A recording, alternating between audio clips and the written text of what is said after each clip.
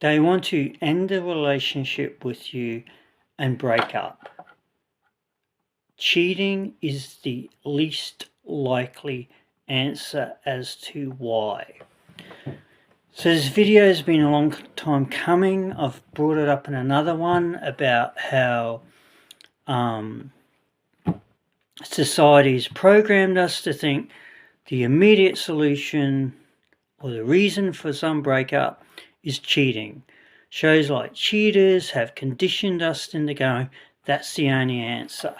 So why is it the least likely one? Statistically, 20 to 25% of the reason for divorce and breakup is infidelity, the lowest on the list of why a relationship ends. So above that, 35 to 40% is financial stress, and then you've got 50-60% is incompatibility and constant conflict, and then 70-75% is a lack of commitment and growing apart. So yes, I know that didn't all fit together. It didn't pick up from the other one, but that's statistics and research. So of course there's a bit of leeway in it, but it doesn't change the fact infidelity is the lowest. The least reason a partner's going to leave you or file for divorce. It seems to be high because scammers use it on dating sites. They go, I walked in on my husband/wife and they were in bed with my best friend. It's everywhere. It's just everywhere.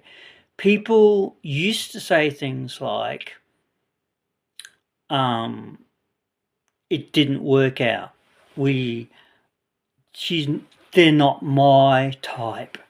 Remember that one? Remember that used to get used a lot? They're not my type. There was a legitimate reason of personality conflict and wanting different things. But now, because people are conditioned and programmed by television and social media. I remember someone at work, his reason for someone not messaging you or spending time with you, they said, and I need to actually look up a list because it's a long list. So he said, if they're not talking to you, they're talking to someone else. Okay? I won't mention what race they were or anything, but it was a very simplistic thing. And you know what? This is out and out wrong. It was just not correct information, and it's just some sort of pop psychology BS that people don't want to think anymore. They don't want to go, so what could it be besides that, which is the lowest on the list? They could be shock horror, tired, and oh dear, someone could be overwhelmed. Or they could be working as well. Did anyone think of that one? Depressed even. Maybe a family member died. But no, we're just going to go, nah, they're off shagging someone because that's got to be the reason. Oh, they could be avoidant attachment style. Oh, do we even know about attachment style? We'll just throw them in the bed with someone else so I can think with it because I really don't want to excel my brain power in to go, they might actually just be rejecting me for a reason. And even if they are in bed with someone else, they're still rejecting you. But maybe it's just something more. Maybe they actually want a partner that can think beyond sex as being the reason for them leaving you. Maybe they actually want someone that could go, maybe my partner's tired, overwhelmed. Maybe they could be working to earn money to pay bills. See, that's just beyond my comprehension. And then they could just be confused. They could need space. They could be deregulating. They could be like trying to find a calm space. They could be busy. They could be not in the mood. They could be living their life. What a list, hey? Just imagine that. Pick one. Pick one. But how about you just don't go, they're having sex, they're cheating on me, they're with someone else. Well, if their libido's that high, then maybe it's your fault for not being able to keep up with them or satisfy them. But that's not the reason. It's psychological, it's somatic, it's attachment style. It is just so many other things. So what's the workaround with it? Maybe instead of jumping to a conclusion, maybe communicate, or maybe allow them to have space. Because in this stress-filled world of money issues, of holding down a job, of one or more jobs, of paying a mortgage, of trying to eat healthy, of trying to find time to manage your physical and mental health, it's like, it's highly unlikely their libido's even ticking away and they're thinking of having sex, because they're probably thinking of all of these other things that they've got a partner who doesn't even want to think about it, who doesn't want to go, well, the simplest answer is they're cheating on me because a television show dictated it. They're cheating on me because some scammer used that as a way to try and weasel money out of me. They're cheating on me because that's the go-to, because people don't want to think, they don't want to feel, and they don't want to be considerate for a partner. Maybe they just go, I don't want to see you tonight. And you could be anxious attachment. So you get very, very upset about this. You take it personally. You can go into protest behavior. You go, well, they must be cheating on me then. And that's your issue. It's not their issue. You need to do the work on yourself. You need to arrive at a calm space and have trust in your partner. In fact, if cheating on you is your go-to for your partner, what sort of relationship is it in the first place?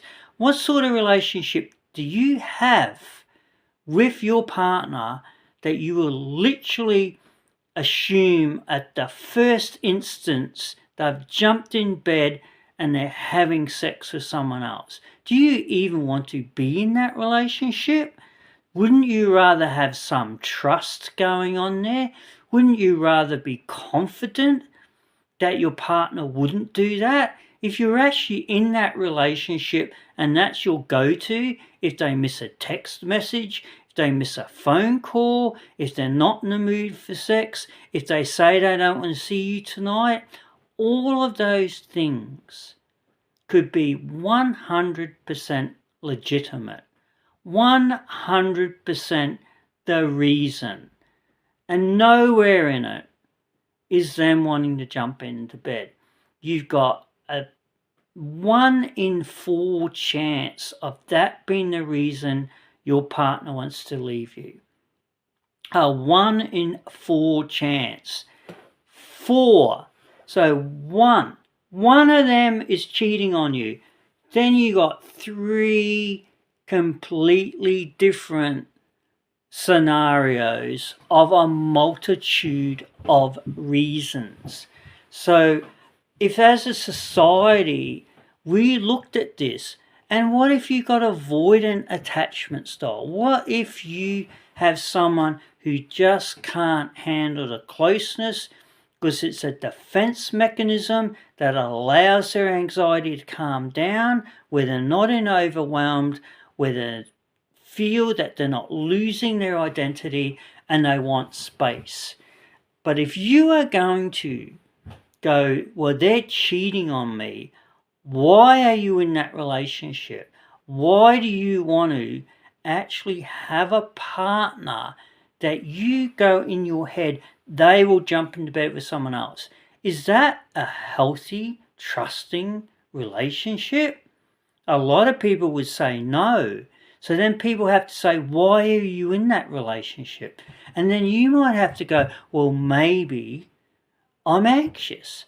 Maybe I just desperately need to hang on to someone to cope with my childhood trauma. But you don't want to go and deal with the childhood trauma.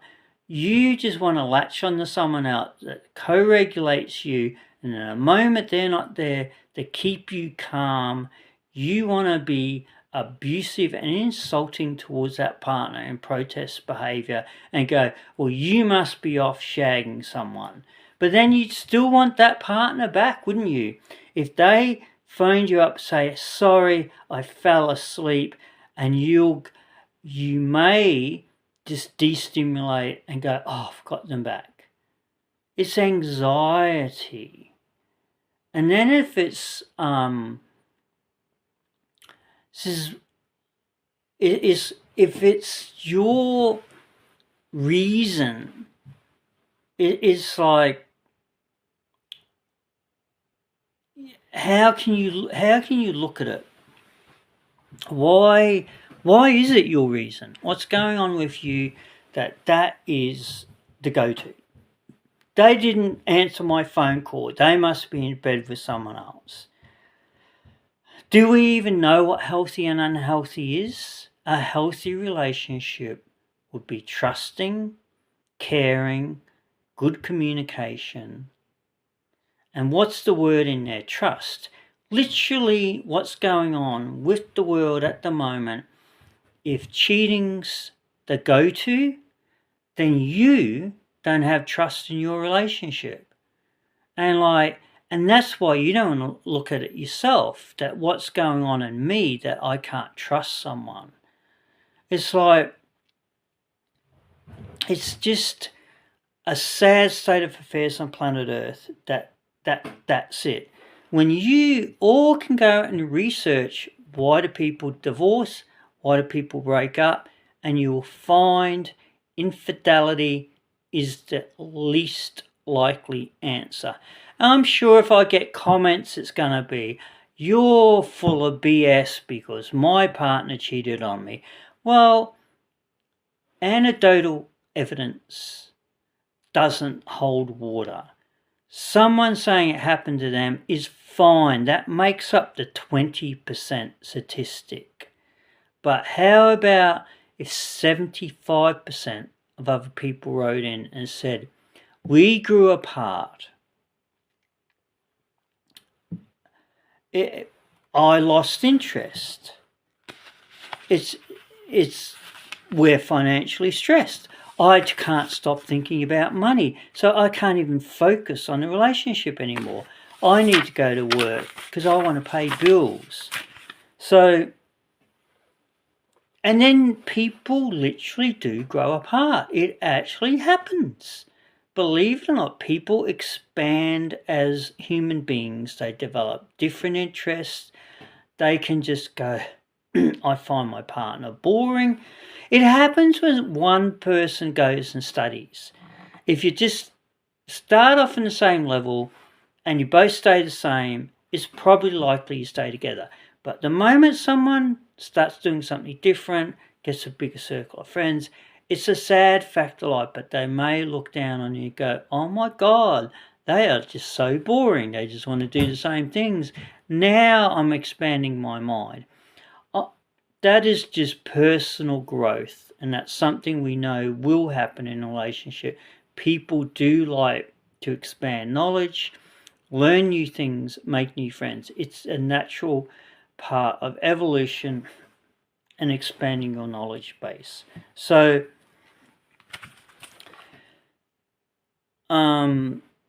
financial stress is the one after infidelity. Then there's constant conflict, incompatibility, and that happens just, even people's moods can change. I mean, the simple fact is with women, and there's even talk of men's menopausal stuff, right? But a lot of reasons actually are hormonal. If you look at the empty nest syndrome, there are many couples break up. The kids leave, and the kids could have been the reason they're staying together. But coincidentally, it coincides with generally the years that the woman will enter menopause. Now, I am not trying to target or attack women in any way here. A lot of women will openly admit they became more irritable, they don't sleep well, and everything that goes along with it. Some people breeze through menopause. But all I'm trying to get to is statistics. It's statistically proven that a lot of divorces happen in late 40s and 50s onwards. It's not likely it's coincidental because women and men are referencing that as the reason. Some women will openly say, I have had female friends say they have stood there yelling at their husband, and in their mind they're going, why am I doing this? It's a sad fact of life. It's just something that happens with Homo sapiens, right? Our bodies change. We're born, we go through puberty, blah, blah. Even there's talk around men's brains aren't even mature until their late 20s, nearly 30s. So we're in a society where people are saying when you hit 18 in some countries, 21 in others, you are an adult. It's the most ridiculous thing that's going on out there. Like the secondhand ticks midnight and go, oh my God, I'm an adult. I can vote. I can do this. And you're barely any different. So what's it got to do with attachment style on the channel? It's got a lot to do with it. It's got a lot because the parasympathetic co-regulation of anxious people relies on a constant physical touch of their partner. They need to be around them. They're seeking reassurance, and they actually regulate by holding hands and that. And if that partner's all of a sudden not there, their anxiety goes up. And then when their anxiety goes up, they're not cognitively thinking clearly, and they will conjure things up. They will go, oh, maybe they're cheating on me. Maybe I'm not good enough. There could be numerous reasons. I've done a video on texting, how each attachment style relates to it, how secure. If a text is missed, they just go, they must be busy. The anxious goes into protest behavior and go, they must be cheating on me. They mustn't love me anymore. They've been in an accident and all of this stuff. Your dismissive doesn't even care. So they mightn't even care if their partner was cheating. They'll just go, I'll just discard them, as dismissives say on some help pages. They're using a word, discarded my partner. There's threads on, did you ever want a partner back that you discarded, like threw out like rubbish? That's the pop psychology lingo at the moment. And when you think about it, it's quite disgusting, because you're literally talking about throwing out an old TV or something and getting a new one. But that's how the human race currently at the state in 2026 is pretty much thinking. It's like there's stats of men. The majority of men under 30 in America don't even want to date anymore. Okay? So that's not even so much an attachment style, is it? It's more of a agreed upon group thought in society. Let's just completely change things. Feminism have it with women who just go, I don't need a man. And it's fine. But generally that's coming from being dismissive avoidant or fearful avoidant. It can be linked back to attachment style. There's actually no denying that, because it's a personality trait, it's a generational trait, it's a trauma trait. It's actually all proven through group studies, through self-voluntary surveys. There could be something. Are you dismissive, avoidant, and why are you single or whatever? And they'll go, I just don't need anyone. I am just happy by myself. I get overwhelmed if someone is needy. You hear that a lot. You hear dismissive and fearfuls going, my partner's so needy, they dared to message me 3 times in a day. That's just outrageous. And I have said it before, that your dismissives will even, there's a very common thread where they go, I don't think we need to talk every day. That's what some people think a relationship is. Oh, no, don't bother texting me tomorrow. I don't need to hear from you. But you're my other half. You're the one I want to marry. You're the one I'm married to. But hey, give me a day's break. You know what? In a world where nothing is normal, the average relationship is sharing beds together, talking together, being supportive. So 60% is secure, and 40% is a substantial number for things not to be in the realms of sharing a bed, cuddling, being supportive, having breakfast together. It's like, yes, work gets in the way, life gets in the way, like I said to you before. So there you go. That's a double backup on why they're not cheating, because of all these other reasons. So I wanted to do this video because it's such a common thing. It's what someone's at work who should have known better. They actually worked in mental health, and then they're just like, if they're not talking to you, they're talking to someone else. And that was a pretty poor effort. In fact, they even said, I don't need to understand the mental health of my partner because I'm not their psychologist. Well, if you want to go into a relationship not caring about the mental health of your partner, you probably want to look at, should you even be having a relationship? Because a relationship is about support. It is about care. It is, dare I say it, about love, the elusive word in the language of Homo sapiens. It means so many different things. It can mean tragedy. It can mean totally consumed. But generally, people who want to get married, generally want to make a lifelong commitment, not a part-time commitment. So the next time you hear, oh, they must have been cheating, or you think your partner's cheating, just go and research it and just think that it's 1 in 4 chances they are cheating.